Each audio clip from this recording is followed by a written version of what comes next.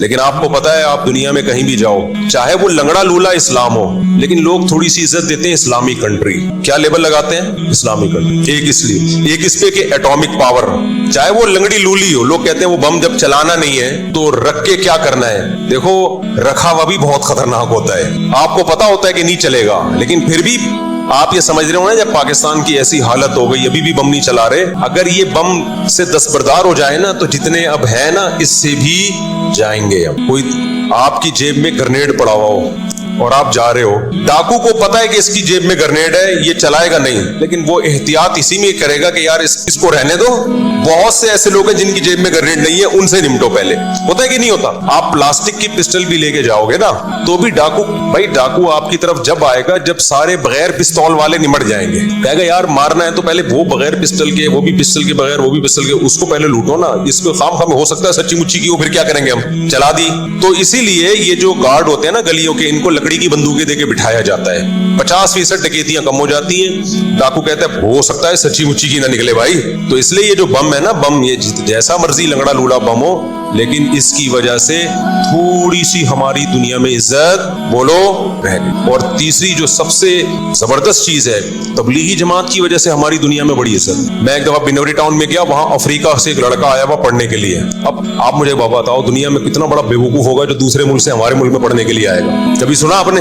अबे हमारे वाले तो अपने एक दूसरे को बेवकूफी का दाना दे रहे होते हैं कि जब तो ऑक्सफोर्ड यूनिवर्सिटी जा सकता है, जब तो अमेरिका जा सकता है पढ़ने के लिए, तो केयू में क्यों पढ़ रहा है? कहते हैं कि नहीं कहते? कराची यूनिवर्सिटी में वो लोग पढ़ रहे हैं जिनके पास बाहर जाने का पैसा नहीं है। गुटके के पैसे नहीं निकलते उनके पास बेचारों के, वो कहां से बाहर जाएंगे? मजबूरन यहां पढ़ रहे हैं। लेकिन अगर कोई अमेरिका से पढ़ने के लिए आपके इदारे में आ रहा है, इंडोनेशिया से, मलेशिया से, अफ्रीका से, फ्रांस से, जापान से पढ़ने के लिए आपके इदारे में आ रहा है, तो आप पूछोगे ना भाई ऐसा यहाँ क्या है कि आप वहां के बजाय कहां के पढ़ रहे हो? यहाँ। तो कहेगा भाई मैं साइंस और टेक्नोलॉजी पढ़ने के लिए नहीं आया, मैं आपके मदरसों में पढ़ने के लिए आया। वो मदरसे जिनको यहाँ के स्कॉलर्स ने कहा है कि इन मदरसों में मंजन बिकता है। समझ में आ रही है बात? अगर मंजन बिक रहा होता, अमेरिका से, बर्तानिया से, फ्रांस से लोग यहाँ पढ़ने के लिए नहीं आते और डॉक्टर और इंजीनियर ना पढ़ के जाते। मेरे शागिर्दों में डॉक्टर्स भी हैं, इंजीनियर्स भी हैं, पीएचडी स्कॉलर्स भी हैं जो मदरसों में आए हैं पढ़ने के। बिनोरिया जाके देखो, हर दूसरा तालिब इल्म कोई अमेरिका का मिलेगा, कोई बर्तानिया का मिलेगा, कोई कहां का, कोई कहां का। और फिर हमारे ही इन हिंदुस्तान पाकिस्तान के उलमा ने बर्तानिया में जाके मदरसे बनाए।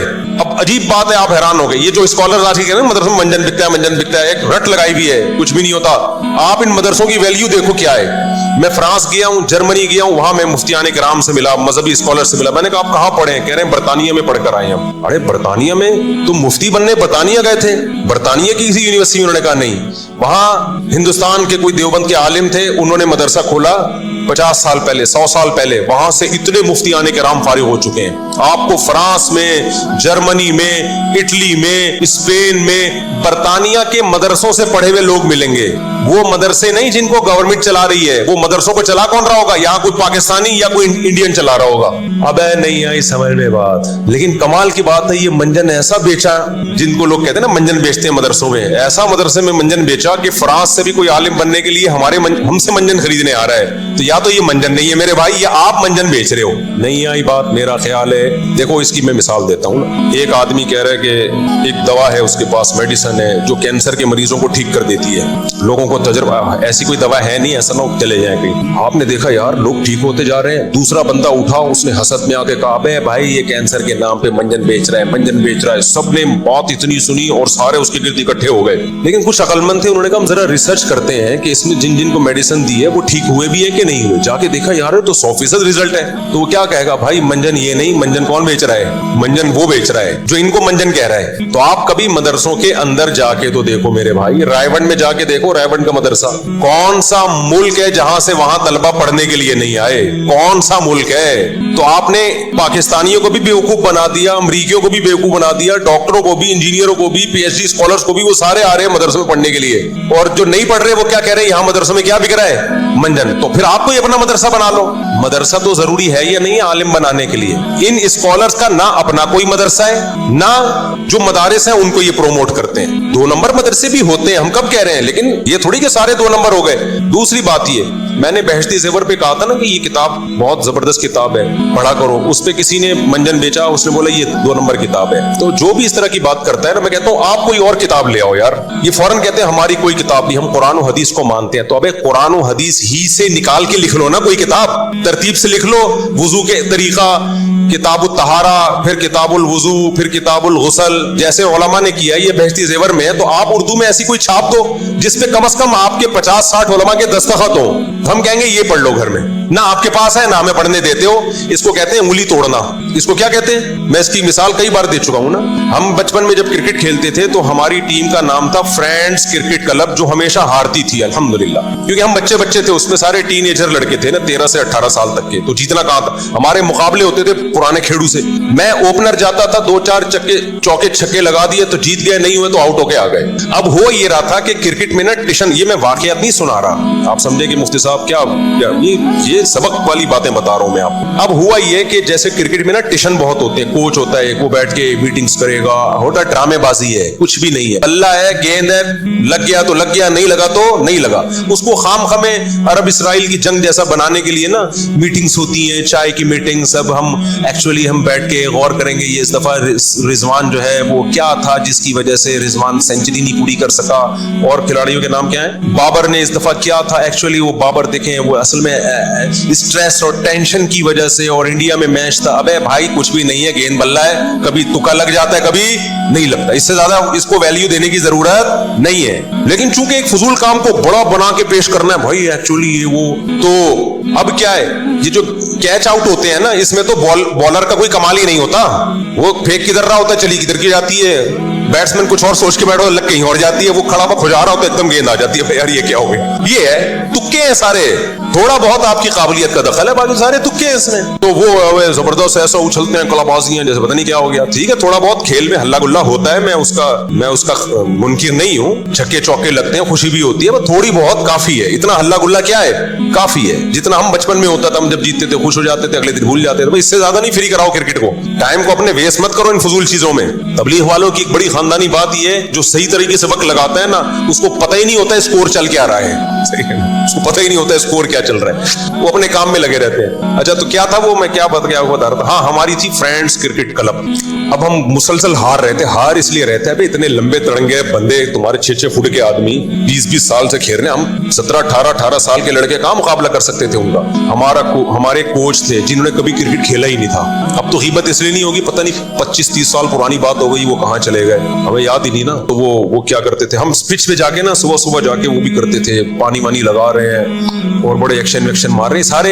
ये जो है ना मंजन हम भेज चुके हैं पहले क्रिकेट के। अब क्या होता था जी, ट्रेनिंग हो रही है और कोच फिर बैठते। मुझे याद है जुमेरात को हमारी, या पहले जुम्मे को छुट्टी हुआ करती थी, तो वीकेंड पे हमारा इजलास हुआ, मीटिंग हुई हमारी। कोच ने बुलाया, हमारा कैप्टन भी आए, वो कैप्टन भी बैठे। वो टिशन बाजी कैप्टन साहब की खत्म नहीं होती थी। खैर वो चश्मे लगा ना, उनकी तस्वीरें आती रहती। खैर हम बैठे।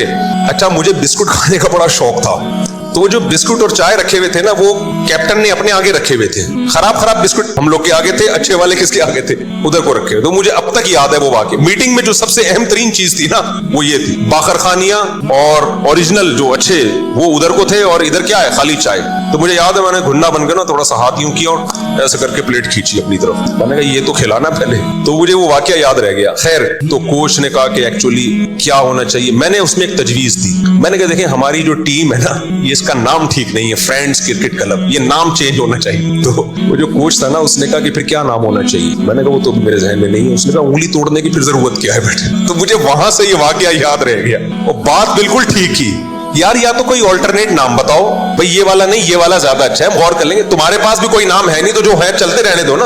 अब किसी बच्चे का नाम जाहिद है, आपने एक शुर्री छोड़ दी, जाहिद नाम अच्छा नहीं है। या तो दलील से आप साबित करो कि जाहिद में ये मतलब है, ये मतलब है, या तो वो फ्रेंड्स में क्रिकेट क्लब नाम में कोई गलत चीज तो कोई भी नहीं है ना, कोई गाली थोड़ी है भाई, दोस्तों की एक टीम है, तो क्या है इसमें।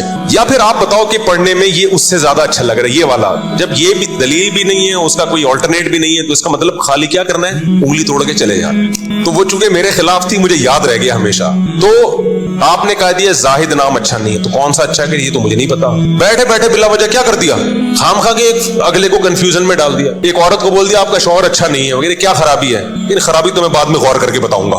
मर्द को बोल दिया तेरी बीवी ठीक नहीं है, अबे क्या मसला क्या है, ठीक नहीं है कहने बस। मैं एक दफा एयरपोर्ट पे बैठा हुआ था, पुरानी बात हो गई, एक साहब आए मेरे पास, अस्सलाम वालेकुम। वालेकुम अस्सलाम। सेल्फी अली करें सब कुछ रिपोर्ट्स हैं आपके बारे में और जरा संभल के रहिएगा। मैंने कहा भाई क्या रिपोर्ट्स हैं यार, कह रहे हैं बस वो कुछ रिपोर्ट्स हैं। मैंने कहा आप कौन है, कहाँ है, कह रहे हैं मैं कुछ खुफिया इदारों में होता हूँ, कुछ रिपोर्ट्स हैं। मैंने कहा या तो फूट दे भाई क्या रिपोर्ट्स हैं बिला वजह चक्कर में डालने वाली बात है ना, क्या है भाई तू बता तो सही, बस अपना ख्याल रखिएगा। चला गया। तो थोड़ी देर तो मैंने कहा पता नहीं किस किस्म की रिपोर्ट्स की, कोई राक एजेंट मेरे पीछे पड़े हुए हैं या कोई केस कर दिया किसी ने मेरे खिलाफ, या कोई ससुराल ने कुछ अंदर ही अंदर कुछ कर दिया है, क्या हो गया भाई।